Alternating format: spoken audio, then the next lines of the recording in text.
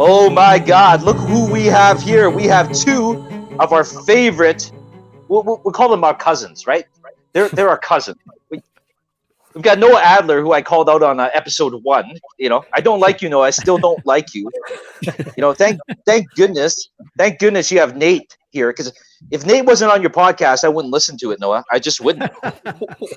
Nice to see you, Lube. Look, happy guys, to be here. Thanks, buddy. We have two of our favorite people. They're from the Blasty cast, and of course we have Noah Adler. Noah, say hi to everybody. Hey guys, how's it going? Thanks for having me on. He's the reason why the Flames did not make the playoffs this year, because he brought he somehow managed to get Pop to bring back the Blasty jersey, and here we are. We're not making the playoffs. So if anybody wants any hate, if anybody wants to write to him or contact him directly, I'll give you guys his phone number or his email address. Just DM me. I'll send it out. Send all the hate mail over there. And of course, we have Nate Thomas, who also does the Quack Report, and he's joined us. He's also a part of the Blasty cast. So how are you doing tonight, Nate? I'm doing pretty well. Just happy to be here, and surrounded among friends again, even if it is virtual. Yeah. It's something different compared to the last little while. Like my co-host, Jason says, virtual is the way to go. I don't know what he means by that, but so I guess sometimes virtual meetings in Jason's mind are way better. Okay, guys. So welcome to the show. And of course we have Jason Bisek here, and of course we have James Johnson, the beautiful Jennifer Sheffero, and the ever I don't even know what to call him, because I don't know. Neil Prasad's here. I'm lost for words. And nice to see you too, old man. Yeah, thank you. Always a pleasure, bitch. So, well, we have elderly women and children, and you're swearing. You're supposed to be the guy. Okay, so our viewership, now you guys know how familiar we all are with one another. This is, it's always going to be a fun podcast, and hopefully you guys enjoy it. So Blasty cast, the Blasty cast. When I first heard of the Blasty cast, I remember Noah had mentioned something to me in a DM. He said, I'm gonna do a podcast, Luke. And I'm like, oh, awesome. Do you need my help? And he was like, of course I need your help. You're the man when it comes to podcasts. I'm like, what do you need my help with? And he's like, everything. I'm like, okay, I'll do everything for you. So I am the sole proprietor, and I really, the success of the Blasty cast, you could put it all on me. Wow. So I'm actually very proud of Noah, because Noah didn't really ask for my help at all. But he's done a great job with it. The greatest thing about this story is, Noah had mentioned that to me, and I'm like, yeah, do it, man. I'm always going to be supportive, whatever you need. And then literally, it was like a week later, he's put out a first episode, and then 3 weeks later, he's talking to Craig Conroy, and then he's hanging out with Pat Steinberg, and I don't know what the heck is good. Then all of a sudden, he's on CTV News with Cami Kepke, and now he's like this mini celebrity in this town. So Noah, yeah, I've got a couple questions for you. And then I'll have a couple questions for Nate, and then Jennifer can take over, and then we can go around. So Noah, the first thing is you do commend me for my work for setting up the Blasty cast, right? Or yeah, let's be real. Okay, thank you, and please, the next time you call the Fan 960 at overtime, please shout us out, because we would have done the thing. I've asked you to shout me out. I even did it on the timeline on Twitter, and you still didn't do it. I'm very disappointed, but I'm also very proud of you. So tell me, how did this idea come? And just to let the audience know the kind of the progression of it, and how did you get to the point where you are today? Wow, that was a lot of stuff there. So it was one day on a tweet that Kent Wilson had sent out, by the way, former writer at The Athletic. He had said that he was starting up some new content, and this was back in like late October or something like that. And he had said he's starting up new content, and I then had quote retweeted that I'm like, well, I mean, man, I would love to start my own content podcast or something like that. And then that's where then after I think it was like 5 minutes after I sent out the tweet, I started doing some artwork. I created an account, and I'm like, you know what? I'm going to do this thing. I'm going to do a podcast. I've wanted to do a Flames podcast for God knows how long. Let's do this thing. And then it was like shortly afterwards, Mike Gould, ex co-host, sort of had DM'd me and asked me, is there anything I can do to help? And I said, yeah, would you like to co-host? And he was like, yeah. And then basically we worked out the details from there. And, you know, because it was supposed to be called Talking Flames, right? Not the G in it, just Talking TALKIN with like an apostrophe or something like that. So, and then he said, you know, the name's not bad, but we need to make it something very unique and interesting. And well, obviously, everybody knows I'm the Blasty King. So then that's how the Blasty cast really came together.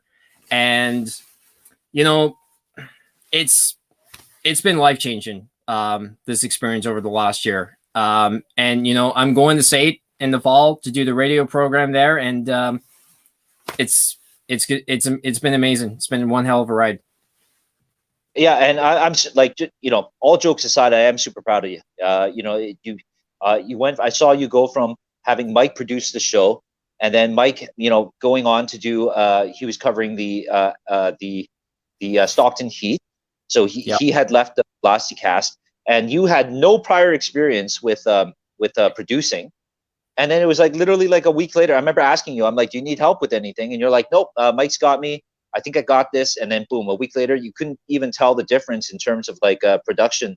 The production was just as good as Mike's, even better. So props to you. I know how hard it can be to produce shows sometimes. So I'm very proud of you for doing that. And I'm just going to go with Nate, go over to Nate, because I'm sure the rest of the crew have questions for all of you guys. So I'm just go to Nate first. So Nate, how does Quack Quack and the Flaming Sea kind of meld together? Because those guys were like beating the crap out of us for years. Like, how do you manage both?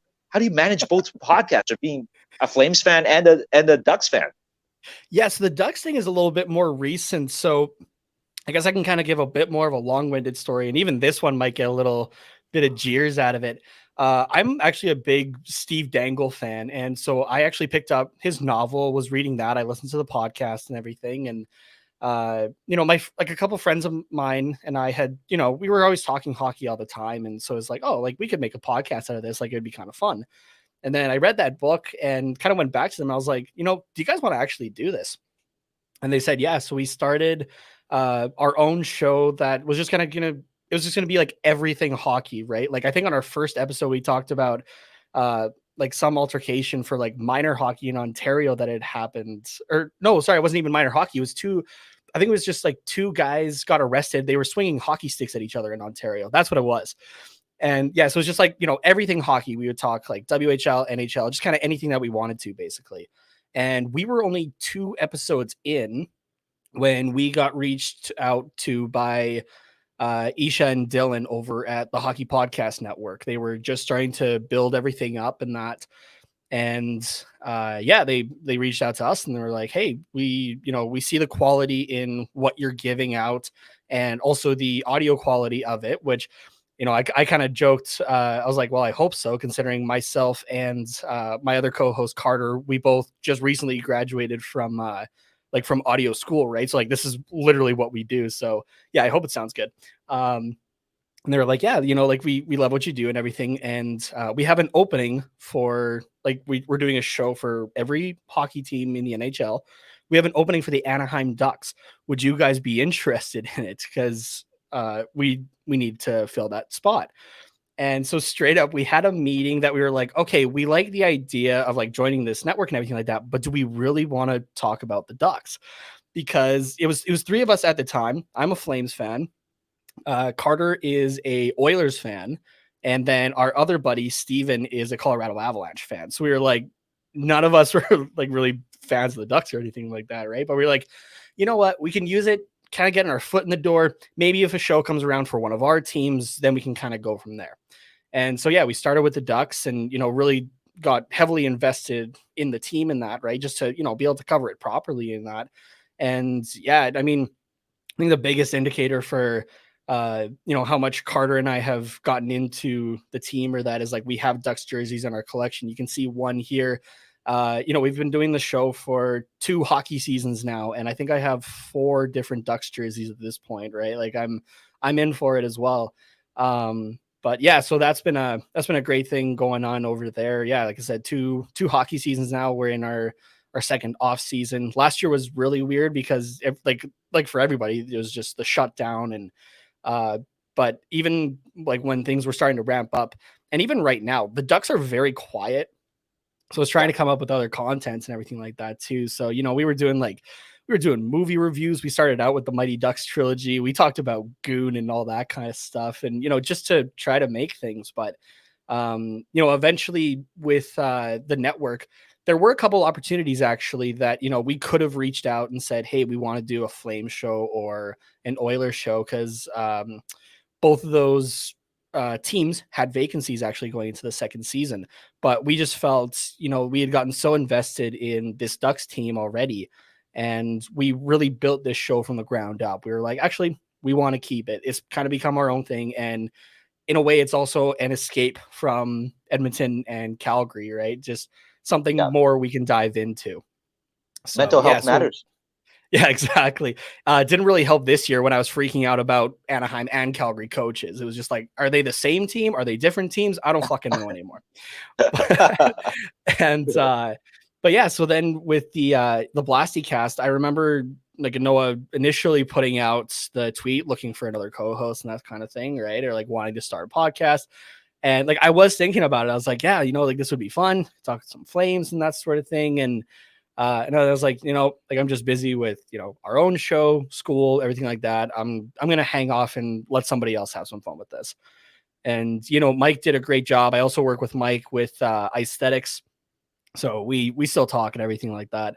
And and then I forget who you had after Noah. It was for a very short time.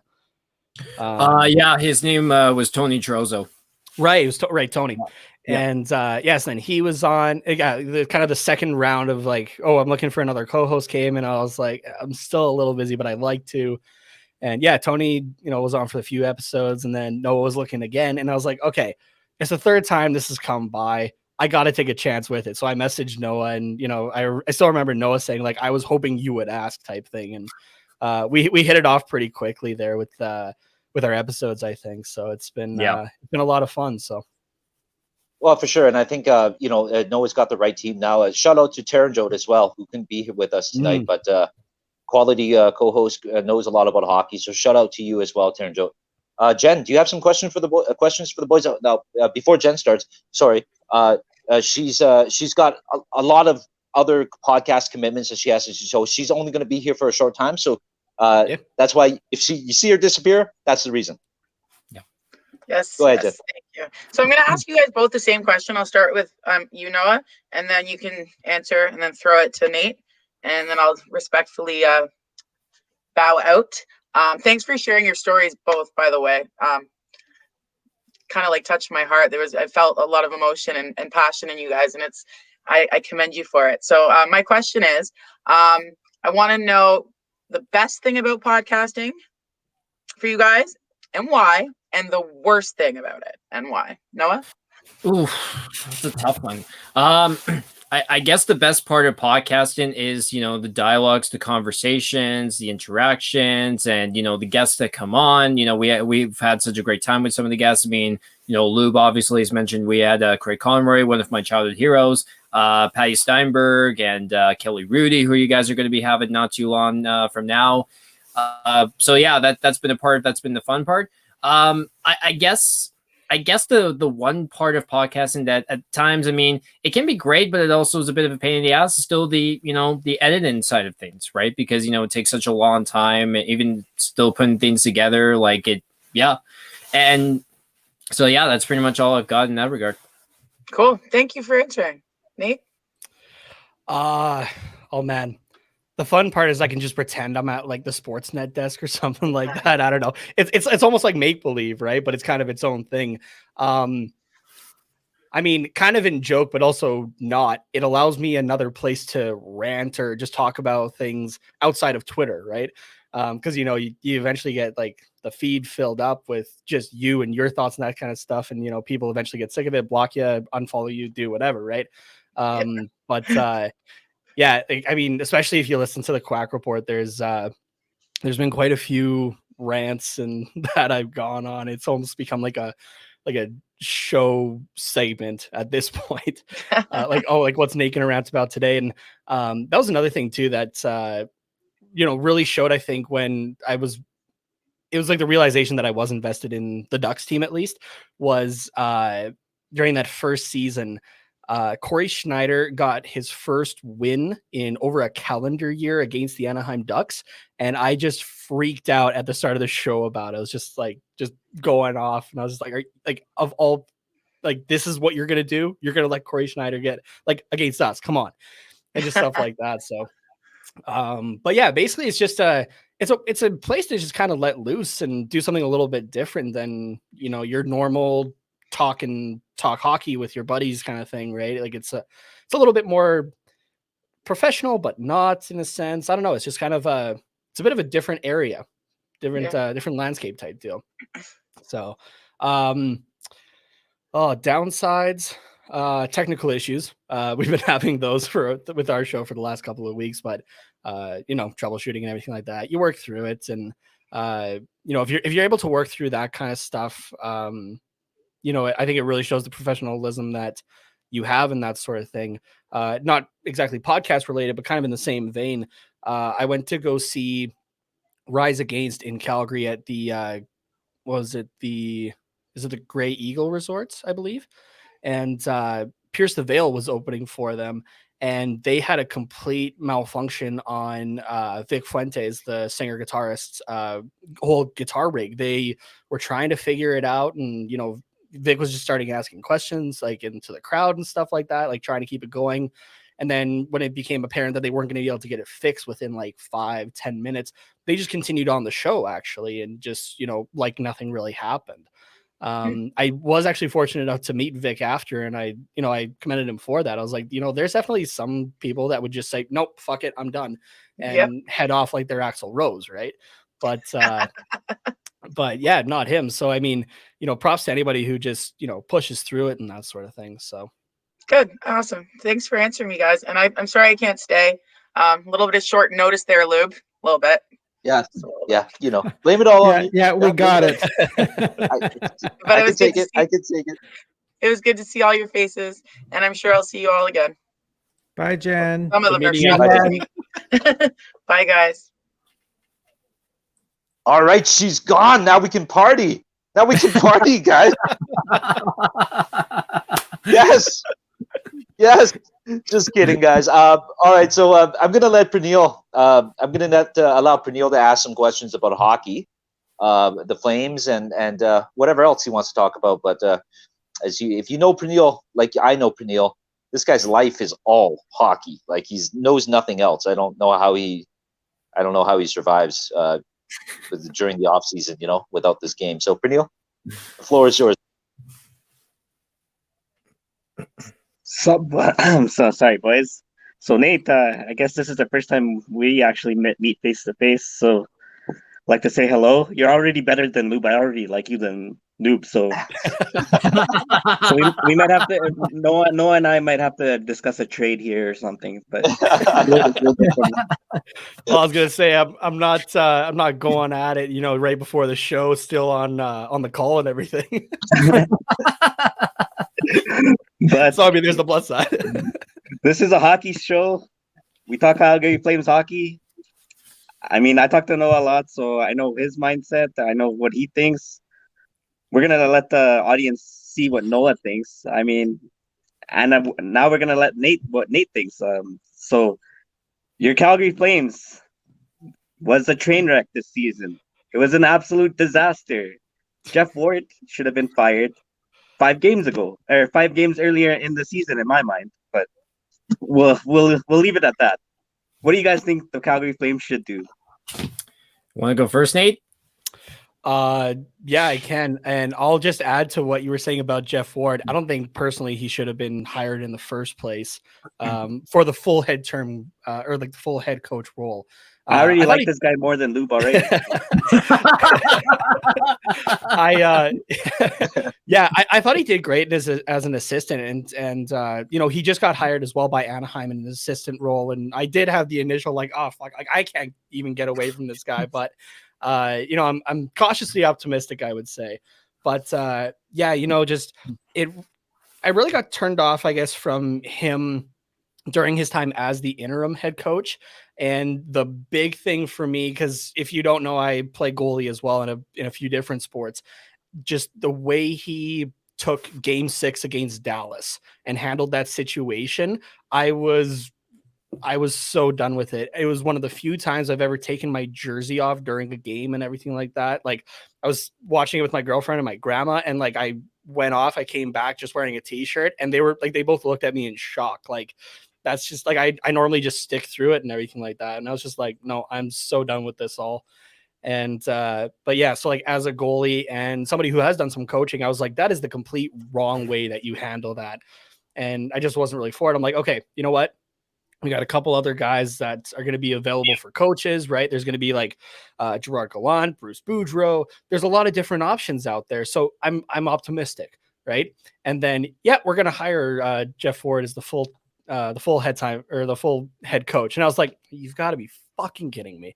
And not to really say I told you so, but I told you so. It was a complete train wreck from the start. You can go through my Twitter feed and just see me questioning so much of what he was doing, from roster execution to who he was sending out at certain times and that sort of stuff. Like, I like Milan Lucic as a player. I think he's actually a great addition to the Calgary Flames. I hated Jeff Ward's execution of him, though. Yeah. And I think that did come across not the way I intended it to, with some of the, you know, the thoughts that I had and that sort of thing.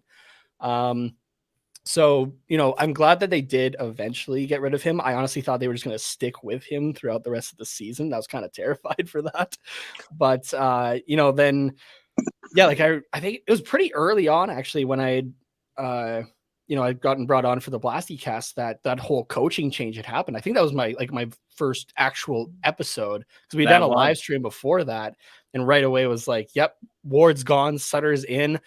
I'm still up in the air kind of with the Sutter thing. I understand why they did it, whether it was, you know, Treliving trying to make a safe bet, or it was, you know, ownership even just going with a guy that they know and that sort of thing. You know, I think I'd need a full season to really see what it's like, right? It's, you know, just to compare it, just like the first one that comes to mind was Sheldon Keefe in the Toronto Maple Leafs, right? Yes, there was the turnaround and everything like that, but you want to see what happens with a full season. Or as close to a full season as you got this season, right? Just to see how it will really transpire and that sort of thing.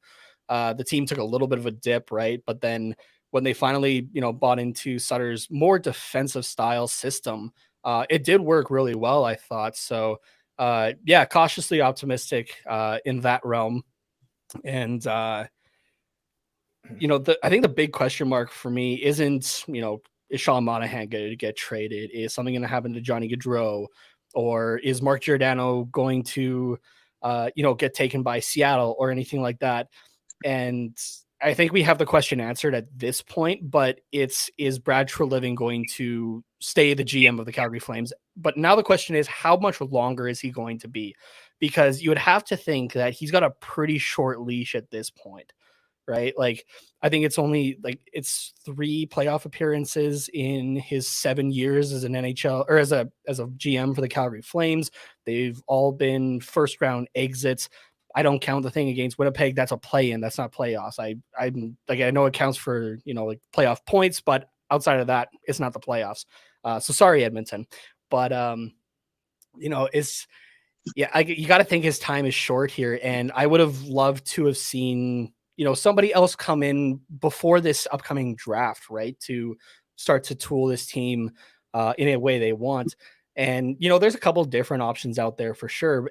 But I actually thought if they were going to go any route, it would have been Conroy, because he has been, you know, just evolving and kind of becoming the guy who could take over eventually. So What do you think about roster decisions? What do you feel like the Flames should do with the roster? I know it's a mess right now. I don't think there's actually this might get some heat. I don't think there's a whole lot to be done really with the roster that hasn't already been done. Nesterov and Nordstrom gone. Happy with that, especially with Nordstrom. I know everybody loved him on the penalty kill, but you shouldn't be signing a guy, even if it is for as low as it was, to just be a penalty guy when he's been a liability everywhere else on the ice. I want to see what a healthy Sean Monahan does. And that's another thing that I was really confused by as well. Also with Chris Tanev, Monahan was playing with his hip for as long as he was. I get it. They were trying to make a playoff push, I've been in the same spot as well. The player will kind of push themselves a little bit farther than they probably should and that sort of thing. But then especially with, the Tanev situation of playing with broken ribs during a time that they were mathematically eliminated from the playoffs. What's the point in that? Why isn't Treliving or Sutter stepping in and saying, "Okay, take the time off. We're done here. Let's try some young guys," and that sort of thing, like Valimaki a little bit more and whatnot. But I think like a few of the moves that have just kind of happened, guys signing overseas and that sort of thing, have actually handled a couple of what I would consider issues in the roster a little bit here. With the upcoming Seattle expansion, I'd actually be okay if Mark Giordano did go. Would it be nice to get something for him? Yes. But at the same time, just getting rid of $5 million to be able to do whatever you want with it, I'd gladly take that also. But yeah, with the Sean Monahan thing, sorry, that I was starting with earlier, I'd love to see what a fully healthy Sean Monahan can do again, right? I think we saw it a couple seasons ago with, him with Lindholm and Gaudreau. But we saw a little bit of him actually playing on the wing, and I didn't hate it either. But he's definitely not that 1C guy. I still think that's something we need to acquire. If anybody can fill that role for now, it is Lindholm, and I'm actually okay with that. I thought he was doing great. He quietly became one of my favorite players on this roster actually over the last couple of seasons. So I don't think there's really a whole lot to be done. Obviously, we need another backup goaltender that is capable, but at the same time, I'm not sure how much he's going to get played because Daryl Sutter likes to ride his star goaltender. Did it with Mika Kibrasov, did it with Jonathan Quick in LA. This is kind of how he operates. But you need to make sure, in case Markstrom does go down, that you have somebody who is reliable enough to take a string of games and that sort of thing. So yeah, I would say backup goaltending, and if we can get that number one center. I know that's an answer for a lot of people, but I think that's really the main issue. I think we got pretty good like top six there for the back end, and I'd say honestly we're looking pretty good. Just some of these guys like Dubé or that just need a little bit more experience. But I like what we have honestly otherwise. So Sweet, thanks, Nate. Noah, up to you, man. Add some spice, add some flavor. Well, everybody knows where I stand on this, and everybody knows what I think the Flames should do, but they'll never do it because Murray Edwards is as stubborn as it comes. But let's say realistically, I think there does need to be a significant change, 100%. You have been essentially with the same exact group for the last 7 years, and it is clear at this point that it is not working. It stopped working. I think the Flames do need to try and trade Sean Monahan this offseason. I think it does need to happen because you look at that, and even Lube and I had a discussion privately on Zoom last night. Sean Monahan has dragged Johnny Gaudreau down with him. Every time that they've struggled, Sean Monahan's been the guy that's dragged him down. And we all know as well that Johnny Gaudreau has been the driver force on that line for as long as they've been together. And I kept saying it, Johnny Gaudreau needs a legitimate elite number one center because Johnny Gaudreau cannot be just the number one playmaker on the Flames. Like, he needs a number one with him. So, I mean, could it end up being a Jack Eichel coming to Calgary? Realistically, probably not. It's probably not going to happen. But like I love James's idea of bringing in Sam Reinhart. Like I love that idea a lot. Like it'll do a lot to your center depth, and so I mean, honestly, we'll see what happens. But everybody knows where I stand on this conversation. I think the Flames absolutely should blow it up, but I know that will never happen. Well, and just to jump in here real quick, yeah, Noah and I had this conversation. We've had this conversation a couple of times, and just to quote Pat Steinberg, because Patty had said something that is very, very true. Like it really resonates with me when it comes to Johnny Gaudreau, and that's he's Adam Oates to somebody's Brett Hall, right? So Right. he yes, he can be the guy that he can be the guy you run your offense through, especially on the first power play and whatnot. But you're going to rely on him to be everything for you. I mean, it's just not going to happen. And this is no slight at Johnny. He's just not that type of player. And if you're going to, we see Flames Twitter sometimes, guys, right? And I'll look at it and sometimes I'll think to myself, like, are you guys crazy? Like you want Johnny to get in the corners and dig for the puck and get in there and muck it up with people? Well, you're not paying Johnny Gaudreau to do those things. You're paying Johnny Gaudreau to be creative, to create offense, to and like if we're at the Dome, I think that we could all agree when we're watching a Flames game the last 6-7 years at the Dome, there's no one player that can consistently bring us to our feet or at the edge of our seat if he's picked up speed in the neutral zone and he's looking at 4 or 5 defenders, and that there's a chance that he might actually take it all the way, all the way in and maybe score, right? Unless he goes backhand 5-hole. Sorry, Johnny. Just had to throw that jab in there. But please continue, Noah. I just wanted to throw that in there. Yeah, I mean, I was going to mention too, this is a question for all of you that I personally have here, and it's in regards to Johnny Gaudreau. So there is a very, very big critical deadline coming. So on July 28th, his no movement clause kicks in, which of course limits where he can end up going. If I have to think negotiations have already started for that. So if negotiations have begun, hypothetically, and they do not end up going well, are you then at that point moving Johnny Gaudreau? You want me to go first? Okay. My thoughts are this. My thoughts are if I'm Brad Treliving, the best move that I can make. Number one, the player wants to be here. He said it himself. He said Johnny went to him privately. Johnny wants to be here. We all know that now. Mr. Francis was talking out of his ass like usual. Yeah, fuck Francis. Grandma's watching, James. So in saying that, if I was Brad, I would extend Johnny, right? Because of all the reasons given, I would try to extend him over the summer. So whatever it may be, if you're looking at you're looking at Johnny, he's 27 years old. You might want to keep him until he's 31. These athletes might start declining around that time. So if you give him a little bit more money, a little bit less term, at least you have him locked up. Now, if the Flames shit the bed next year, right? Now you've got a player who's under contract for another 3 or 4 years. If you're going to make that move, if you're going to say to the fan base, "Hey guys, look, we are rebuilding now. Like we shit the bed again. This group is not working." That's when you move Johnny, because if you move Johnny at that point, like he's going to get you the biggest return. As a UFA, he's not. You're not going to get that much. And I just firmly believe, like I think for me, Johnny Gaudreau is not a part of the problem. He's part of the solution.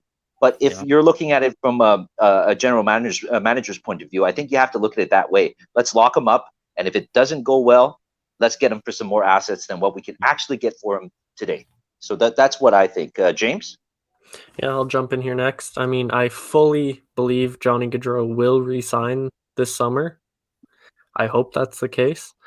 But if he gives you the intention that, hey, I want to go head to free agency and play somewhere else, I think you do deal him this season.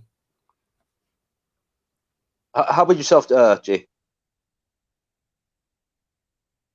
Jason? I think it's going to come down to terms. Obviously, it always does. I think if Brad can find the right deal that will help the Flames and at the same time be good for Johnny, he may make that move. I'd like to see him stay because I think he can definitely play a lot better than he has been, and I'd like to see that. So it's all going to depend on terms. Brunel? Well, with Johnny, Johnny does a lot of things that people don't see. Like those, they're when you think about the Calgary Flames, they're slow, they're tight checking, they're whatever. So I think he brings an element that the Calgary Flames really need. When you look at Johnny Hockey, I think people forget that we see who his center has been. It's Sean Monahan, and as much as he might be a good guy or whatever, Sean Monahan's not a number one center. And you saw what Johnny Gaudreau did with an elite two-way center that could play in both ends in Elias Lindholm. His numbers were getting up. They had a good chemistry. I really like that Chucky, Lindy, Gaudreau line, and they had really good chemistry. With me, I think I speak for like a lot of Flames fans. They're like, this guy loves Calgary. If you love Calgary, there's not a lot of people that love Calgary. I'm just kidding. There's a lot. Nobody loves Edmonton, but um, this guy loves Calgary. He wants to play here. I think we should focus on re-signing him. The thing There goes that our comes down Edmonton to, viewership. but I'm just kidding. But when you're thinking about the Calgary Flames, there's a lot of situations that are outside factors like COVID. I mean, are you paying players the same like 9, 10 million, 11 million with a flat cap? I mean, I'm iffy about that. So I'm interested to see what kind of magic Tree does, because Tree's strengths are his RFAs, or signing his own guys. His problem has always been the UFA market. So for me, I would love to see Johnny Gaudreau re-sign. If there's any inkling that he doesn't want to re-sign in Calgary, or if they can't come to terms, you move him, because we got to get assets back. You're not gonna wait till trade deadline or whatever. You want to make this. You want to make changes now, because this team needs to change the core. So if he doesn't want to resign, then thank you for everything, Johnny, but we need to move on. Now, before we get to Nate's opinion, I just want to maybe, because Pernille brought up something very interesting about the flat cap, right? And your first year back from COVID, like the owners took a pretty big hit this the last year and a bit, right? Like without attendance. Well, Canadian teams anyway. So in saying that, like, could you not structure a deal with Johnny where it's like, okay, John, let's give you a 4-year deal, and we'll give you let's say 35, 40 million, whatever it is, right? First year, we need to recover some money. So can we stick at 6 point? Let's say we'll give you a slight raise, we'll pay you 7 million, and then year after that, you'll see that increase, right? Like, so maybe 7.5 to 7.7 to 8, whatever it may be. That puts you in a pretty good position, does it not, as a GM? Because if you're looking at it, and again, if the Flames shit the bed, you're only paying Johnny 500,000 more than you're paying him right now. Somebody else can eat that cap right later on. So that's just kind of my opinion. Maybe that's something that they can structure, like how they can structure that contract where it makes sense for everybody. For me personally, I mean, I love the kid, and I want him to get paid. I want him to get paid, and no matter where he goes, I prefer it to be in Calgary. But yeah, those are kind of my thoughts. And Nate, what do you think? What do you think about the Johnny Gaudreau situation? Yeah, I mean, I'd love to see him stay in Calgary. He's been such a fun player to watch, and he does bring that a bit more of that scoring touch that this Flames team honestly desperately needs, right? It's not a guy you want to ship off unless you absolutely have to. And yeah, you don't want to run into a Jerome McGinley situation where you've waited too long or you're getting nothing back or that sort of thing, right? Like that is poor management. I what's the saying? I give like Treliving the benefit of the doubt that he's a smart dude and everything like that. You would think he wouldn't leave it for that long, but you never know. Everybody makes mistakes and that sort of thing. So, But yeah, I mean, exactly what Pernille had said there. Like if it's getting to the point that it's not working out or that sort of thing, you have to look for it, right? Like that's the smart thing to do, whether you want to or not, right? And maybe even during that time, some things change and that sort of thing, and you're able to get an extension done. Who knows? Yeah, Lube, I do like your idea though with the flat cap and everything, and just kind of having the wage increase, because you can still, like when the news comes out about a new contract, it's always about the average value type thing, right? So yeah, you could easily have something that starts off, $500,000 to $1 million higher than what he's getting right now, and then just build off of that, right? Like who knows? You could have it just kind of I guess kind of be retroactive in a sense, and like by the end of, say, I don't know, I'm gonna go like with a 4 or 5 year contract, take him into closer to his mid-30s, I guess, just to, if you really want to lock him up and make sure that is your guy. And I mean, even at, we've seen a lot of guys being able to play to 33, 34 and still being able to produce great, right? So I'm not actually too concerned so much with that at the moment, right? Just the game's changing, how people train and everything, right? They're extending their careers by years, right? But yeah, I really like that idea. And like, who knows, even by the end of it, he could be getting like 9 million in his last season, 9.5, right? Because at that point, we're out of the flat cap situation. The cap's hopefully gone up a lot, right? And you can justify that, and it still looks good. So yeah, I'll jump in here and say, like, the structures of contracts that have been signed recently, they call them kind of like the bump contracts, because year 1's been cheap, year 2 and 3 are super expensive, and then year 4 is kind of cheap. So I think if you do something with Gaudreau, that'd be good. I mean, Evolving Hockey has his contract, I believe, around 8 million for 6 seasons. So if he wants that, sign it today, baby. Let's go. Yeah, let's happy go with that. I was gonna say my another suggestion. thing. Oh, sorry. Go ahead. Oh, I was just going to say, like, I had suggested on Twitter, some people call me crazy. Some people agree with me. I was like, you take him to 30. At 30, you overpay him, give him less term, give him 8.5 for 3. Let's see what happens. Right? I mean, you're saving right now immediately. You're saving 5 million of cap space just from Riddich and Benny being gone.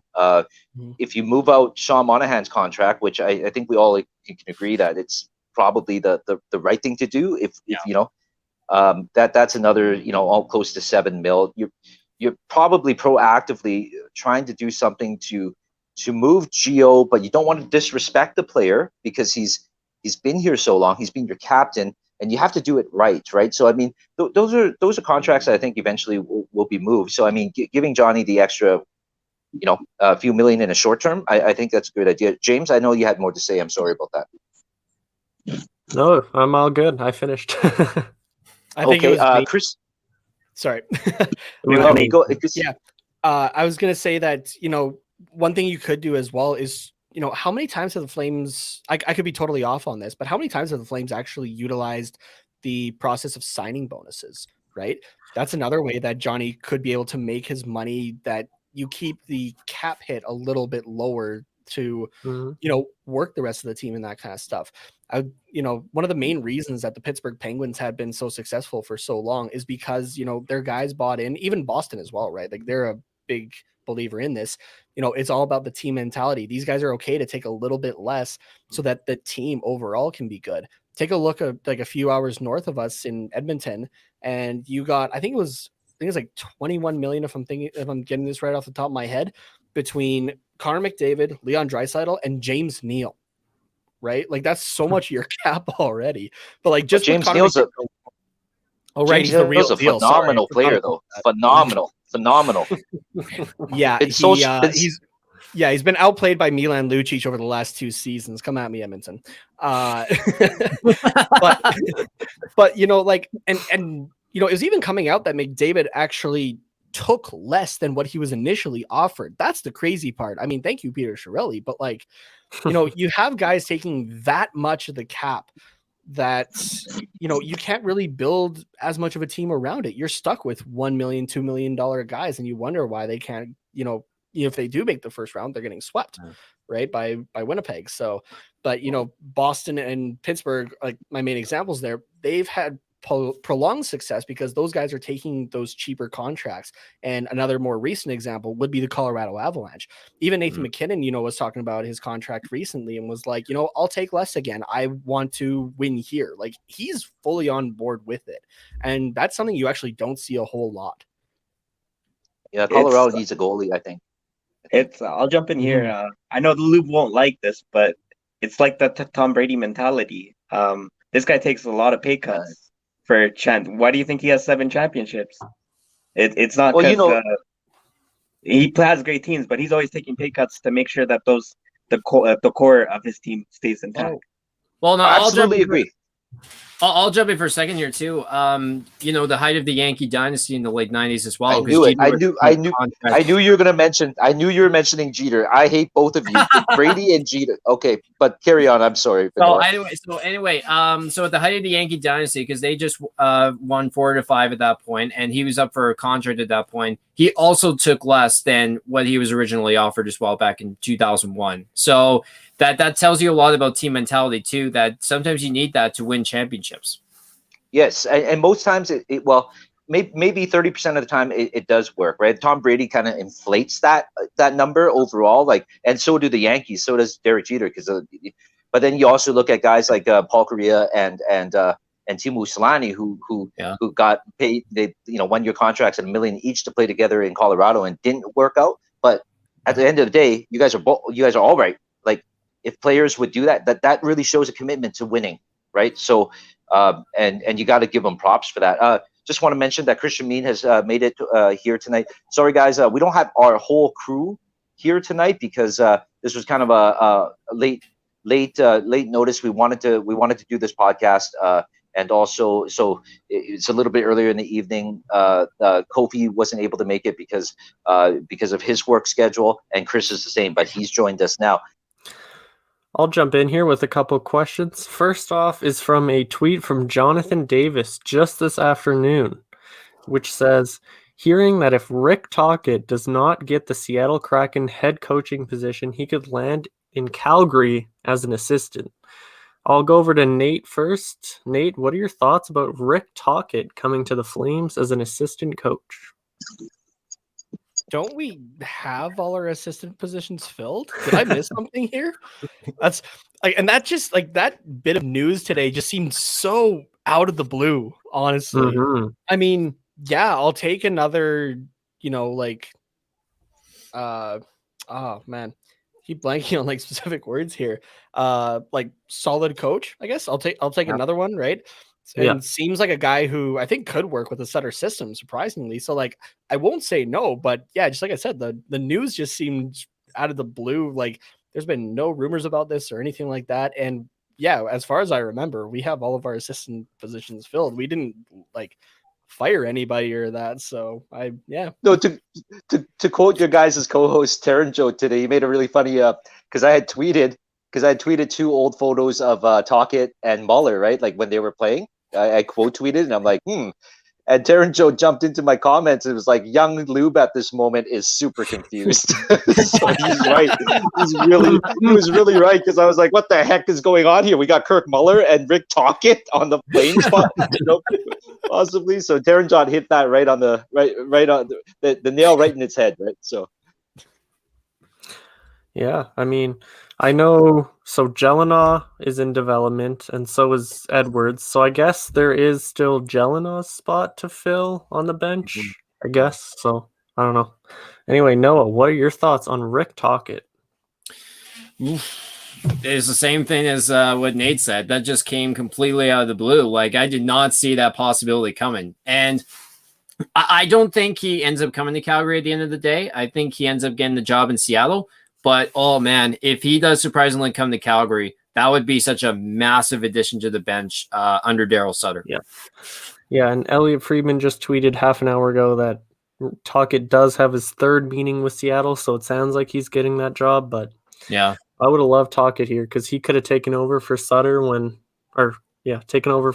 he decided to move on. That would have been nice. Honestly, I'm kind of sorry. Just a quick aside. I'm surprised that Seattle has taken this long to find a head coach. I thought they would have actually done that a while ago. So yeah. And now just a little shout out to Nate. I know you love designing jerseys. You love jerseys. So how did you get into designing jerseys, and is that something you want to do in the future?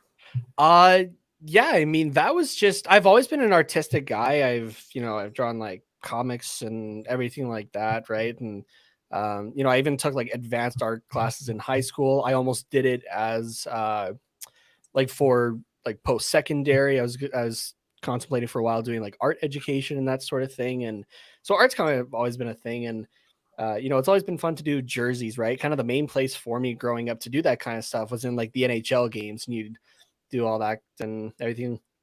And but I was like during COVID and that I was learning Photoshop and that sort of thing, and just kind of building my my repertoire of what I can do and things like that. And came across some templates for jerseys, so I started to have a bit more fun with that.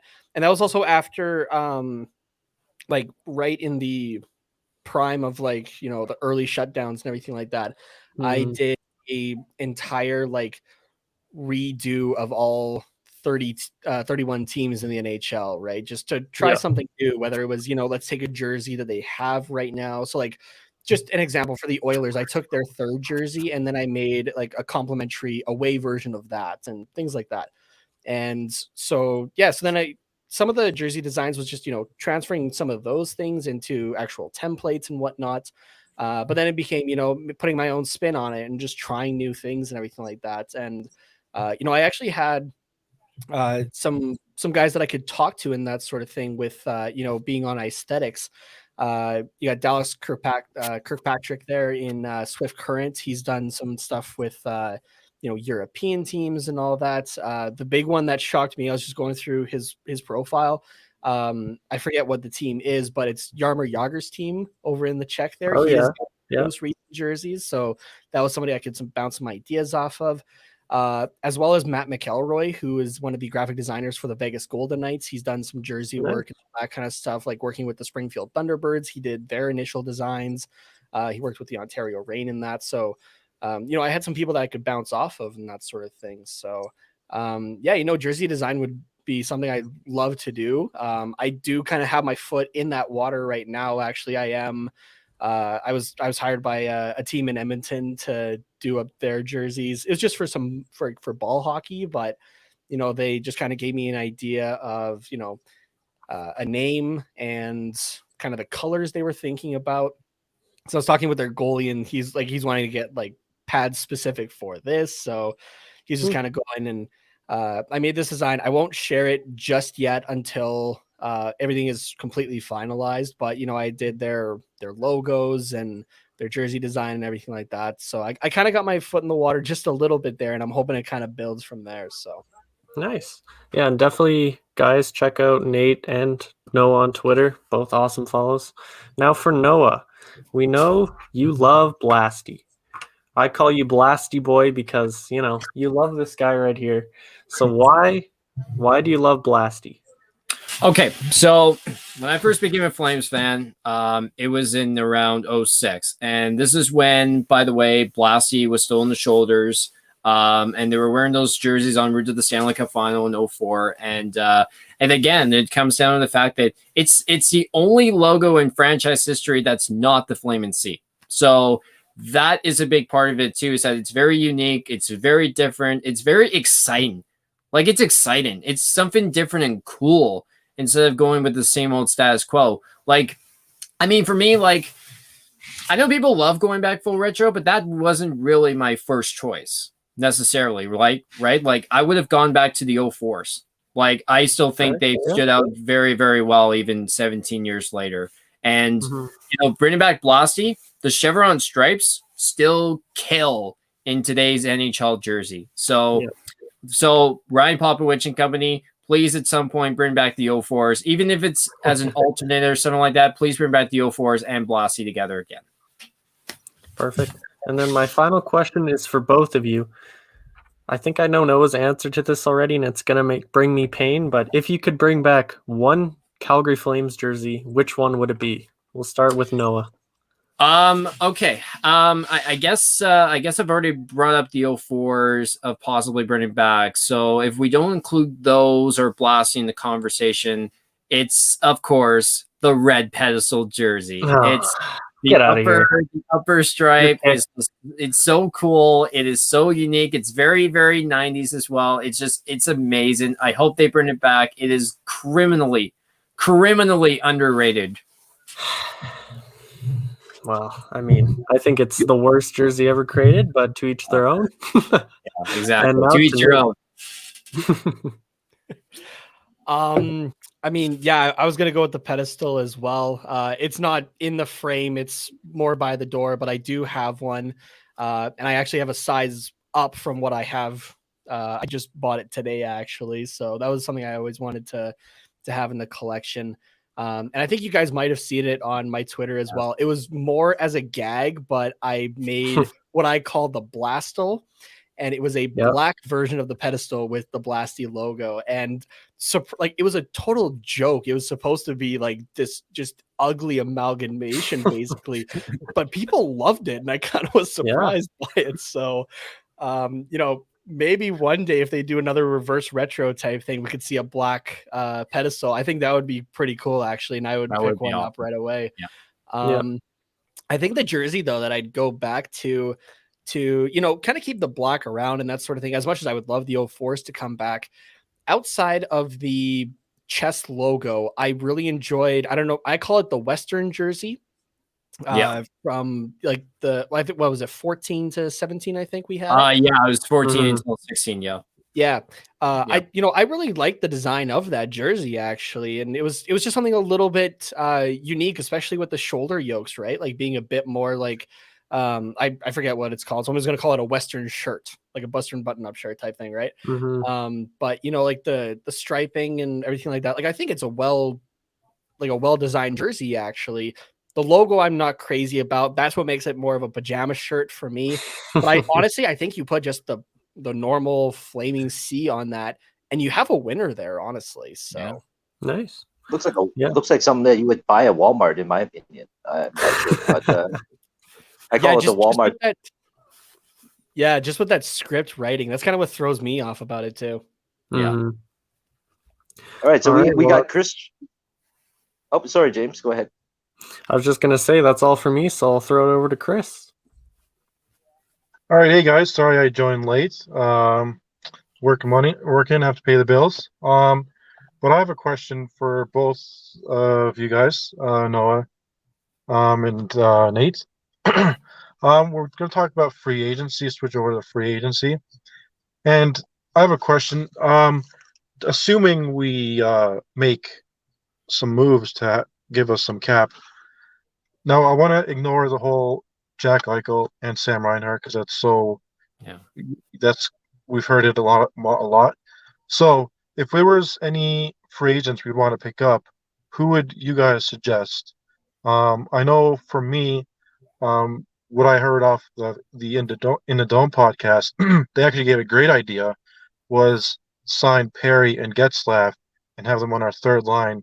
I feel like that would be unreal because we wouldn't have to pay much for them, and that would be pretty dope. I know Flames fans don't really like Perry, but in these playoffs, he's been unreal. So, but I want to get your guys' thoughts. Who would you guys sign aside from Eichel and Reinhart? I'll go with you. Start with you, Noah. You know, you do mention Corey Perry, and you know, I think I've softened up a bit to him. A little bit, just because he's no longer in the Western Conference. He's no longer on Anaheim, and he's playing out east from Montreal now. So I've softened up a bit towards Corey Perry, and you know, I'm certainly more for the idea of signing Perry now than I probably would have been 5 years ago, like without a question. Because you know, like it or not, he's a gamer in the playoffs, and he absolutely gets it done when it matters the most. Like the Corey Perry factor is absolutely real. Like, look at Dallas. They got to the Stanley Cup final last year, and look at Montreal. They're about 3 wins away from exactly the same exact fate, basically, getting to the Stanley Cup final. So I would absolutely be, at this point now, for Corey Perry signing more than I have been in the past. And Getzlaf, I think, Getzlaf, I think, would also be a very intriguing sign, and I would be for as well. But at the right price too, at league minimum, is what I would do. Yeah. Yeah, see, just with covering the Ducks and all that kind of stuff, I think I would be on board with it if it was just the Flames. But, just knowing kind of what I do and everything like that, I don't see Ryan Getzlaf honestly going anywhere other than staying in Anaheim at this point. If it were to have happened, it would have been at the trade deadline because he was willing to move if it was going to help the betterment of the team. But, with the way the rest of this season played out and everything like that, and Ryan Miller was the big retirement story there in Anaheim. David Backes as well, but more so Ryan Miller. He had a lot more time there. Especially for a guy like Ryan Getzlaf, you need a proper farewell. So I believe he's staying with Anaheim. It's just a matter of when we see that league minimum or $1 million contract come out at this point. I'm definitely on board the Perry train, honestly. Like Noah was talking about, he brings a factor to every team. Like, the joke about the Final Four this year is that it's the same as last year. It's the Islanders versus Tampa, and it's Vegas versus whoever the hell Corey Perry's playing for, right? Like, he is just, like, surprisingly, like I was talking earlier about, like, just with training and everything like that, the way it's changed, the way the game has changed, that guys are extending their career by years. Corey Perry is a great example of that, I think, right? He does, enough, I'd say a little bit more than enough in the regular season, right? That he was supposed to be just a guy that they would bring in occasionally in Montreal, and he became a steady guy for them that they relied on almost at times. And in the playoffs, he just brings another edge to him, right? Whether you love it or hate it. For the longest time, I hated it, but just kind of growing up and just becoming more of a general hockey fan, you had to appreciate it, honestly, just what he's able to bring to a play. It doesn't have to be like the team as a whole, just a single play, right? He's always a factor in it. The one guy, and this is again coming from a goalie, so I'm looking at that position, and I talked earlier about how we need somebody capable to bring in that backup role and start games if he has to, if Markstrom goes down or that sort of thing, like we saw earlier this season. I'm not sure if it's even going to see the light of day that he becomes a free agent, but technically Laurent Brossoit is a free agent as of this offseason. I would love to see him come back to Calgary. He grew, I think, in Edmonton and Winnipeg especially. And he played behind some great goaltenders too, right? I believe in Edmonton, he was playing behind Cam Talbot, who did great for Calgary as well. I would have been okay, honestly, if he stuck around. I really enjoyed him. But playing behind a guy like Connor Hellebuck, you learn a lot about the game from somebody like that. So I think he could be a great addition if we're able to get our hands on him. So yeah. Jason, I want to jump in quickly about the Getzlaf conversation for a second, Nate. But do you think he might want to sign with somewhere, possibly close to Anaheim where his family is currently resided? Like maybe Vegas could offer him a league minimum contract to come play for them? Yeah, so Vegas was a team that it sounded like they were in on him potentially. Yeah. But outside of, if you want to keep that close proximity, I think Vegas would have been the only place to go, right? You're not going to send him, like the Ducks definitely won't allow him to go to San Jose or LA, right? And those are teams that are having their own issues at the moment. LA's, they've embraced the rebuild fully for the last couple of years, right? And it's actually paying off pretty well, I would say. They kind of surprised me this year, to be honest. And whereas in San Jose, they keep saying that they're a contender and everything like that. And, the quote from Erik Karlsson this year I thought was great. He didn't come to San Jose to be on another rebuilding team. But, that's where it's looking like it's about to head. So sorry, Eric. But I don't know. I don't see him really going anywhere else, honestly. So I feel like at this point, if he were to have gone anywhere else, it would have been a couple of years ago, same as Perry. I think at this point, though, he's a Duck for life. So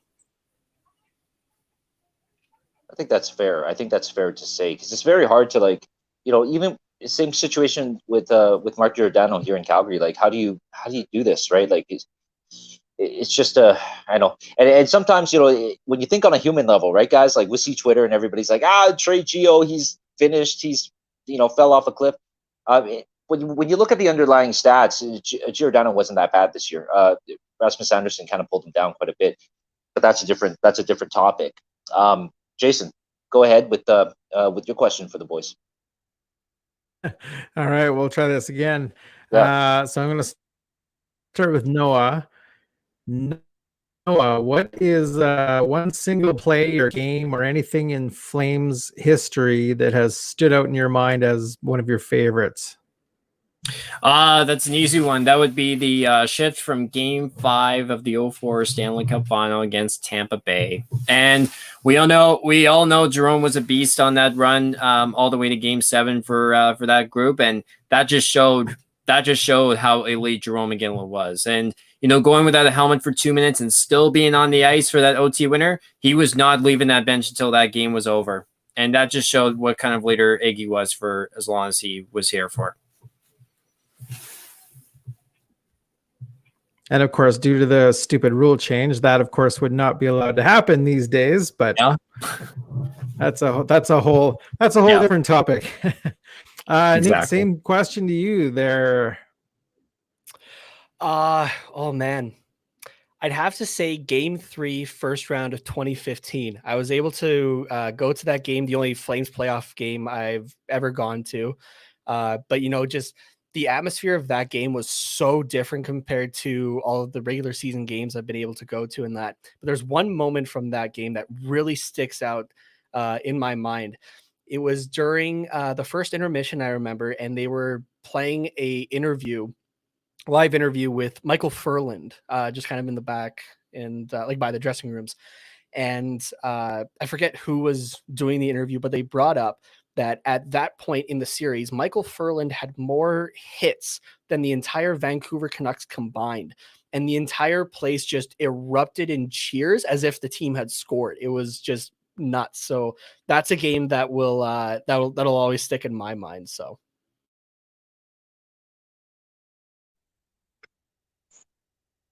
I mean, All when we right, look at it, I'm gonna slip in one more quick question. Noah, greatest Flame of all time. Jerome Iginla. Nate? yeah, I think it's hard to argue Iggy, but you could also make a case for Mika Kiprusoff, I think. Fair enough. You are listening to All right, the that's all I got. you're listening to the Inferno 403 podcast. Before we're just gonna hit a quick break here, and we'll be right back to play a game with the boys because we gotta pay the bills. We got this thing called Into the Fire. So Nate and Noah, because you guys are on one team, you guys are gonna get 8 questions this time, and you'll be our first contestants on this game. We'll be right back with the Inferno 403 podcast.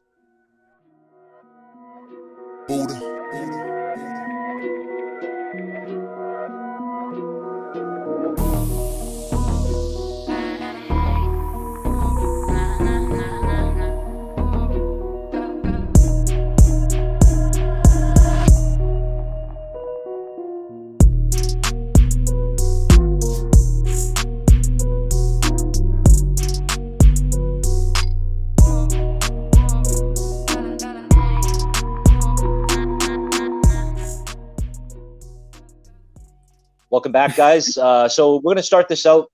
I'm gonna rotate between Nate and Noah here, and you guys are working as a team. So I'm gonna ask you guys 8 questions, all right, about your Calgary Flames.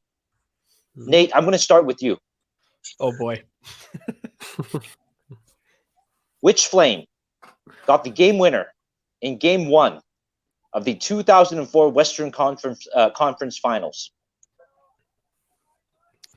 Got the game winner in Game 1 of the Western Conference Finals in 2004, you said? Yes. Oh, Nate, if you don't get this one right, crap. Noah's face is great. Yeah. I know Noah knows it. Yeah. I have no idea why I get the feeling it's Rhett Warner, but I know that's not the answer. It's not Jelena because he was known for, I don't know, maybe. No, because he was always like the series ender. I don't know. I'll go with Jelly. I'm sorry, no. I really messed this one up, didn't I? oh, that's not a happy guy. So is that your final answer, Nate? Yeah, it's gonna have to be. R.I.P. That is incorrect. It is Steve Montador. Montador. R.I.P. Oh, Steve Montador. okay. Next question. Well, so you guys are 0 for 1. Noah, here's Yep. your question.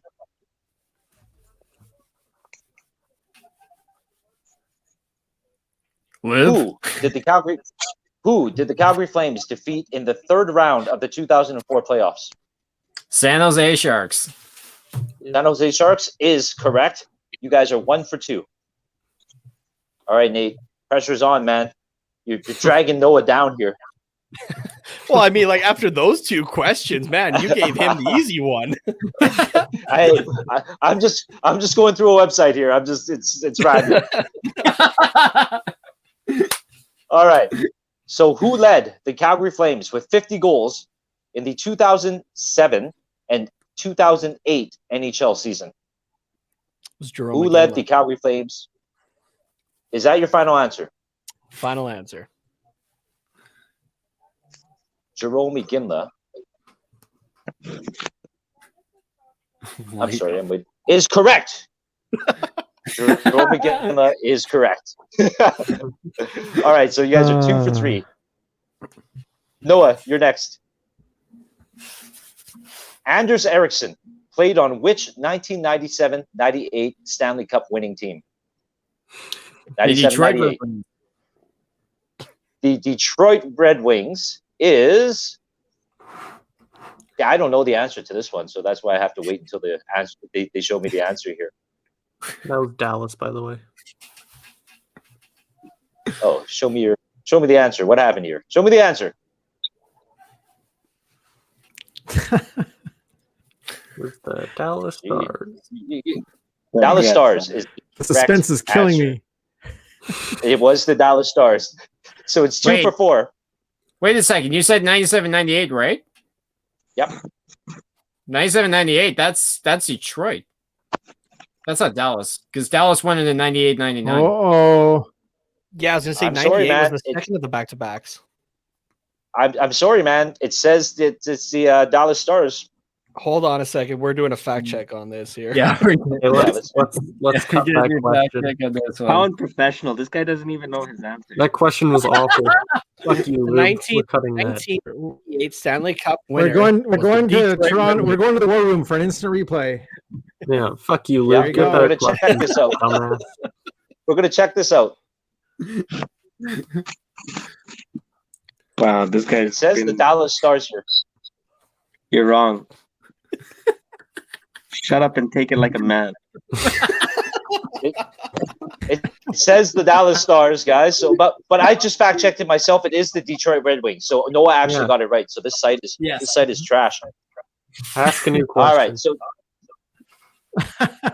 next question is for Nate. So we're at question number 5. And who's got something playing on in the background there? Stop it. Damon Lankow was selected with which overall pick in the 1995 NHL draft? Damon Lankow. Oh man. Okay, this. Oh crap. I do know this. I don't know this one either. I know he's like top 15.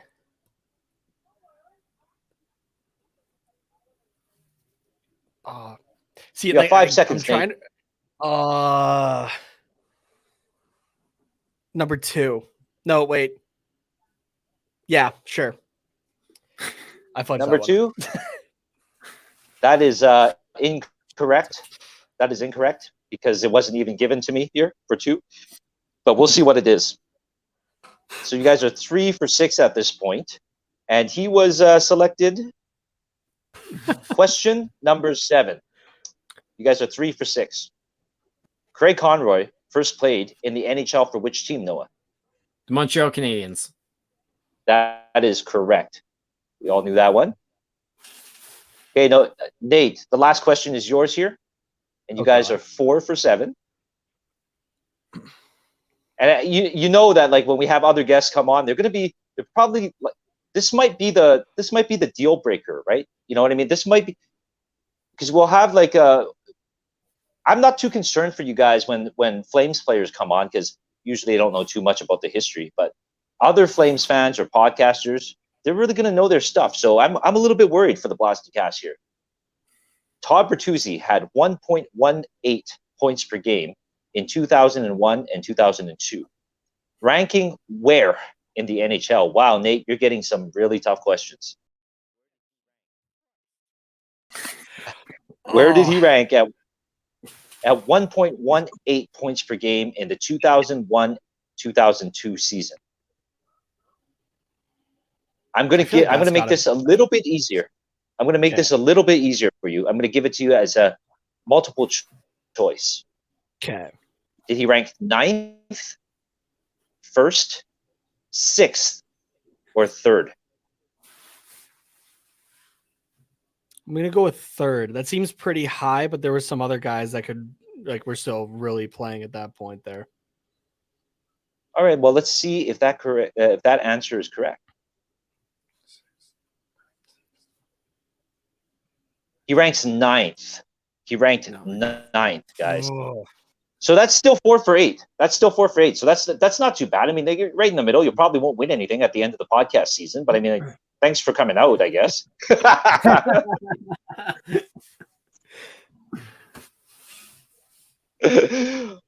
All right, guys. So before we go, is there anybody you guys like to shout out or anything you guys like to plug? Where can we find you both on social media?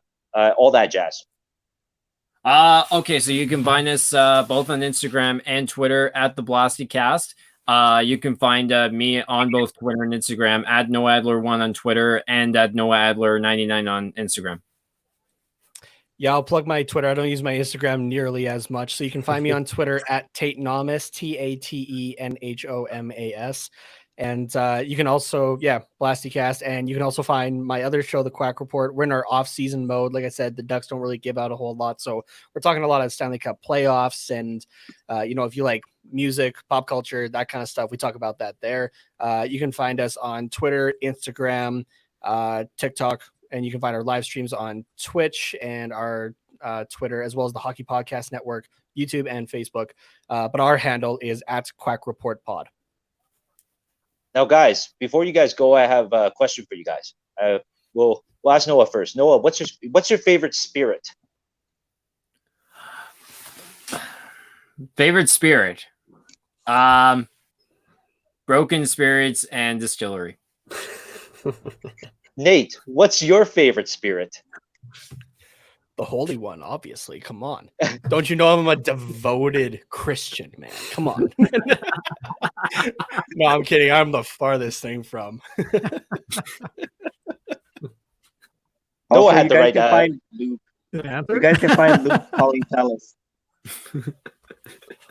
Noah had the correct answer there. Broken Spirits is your favorite spirits. And you can find those guys at Broken Spirits Northeast on Twitter. Give them a call. They deliver to everywhere in the city for free. They'll take it anywhere, or come in and see Chris and Jeff and those guys, and they'll take you to the back, see how everything's being distilled. The gin is amazing. I'm not a gin drinker, but when I went with Pernille one day to have a couple, I only had a couple, guys, so I drank responsibly. It was amazing, and make sure you guys give them a call. They are our sponsors, and make sure you use our promo code to get your 15% off. It started at 10%, but Chris was good enough to give us 15% off of your order at the Broken Spirits Distillery. Woo! Thank you to the Blasty Cast for joining us. Once again, I am Hawk and Luke's Helmet signing off for the rest of the crew here at the Inferno 403. Have a good night, guys.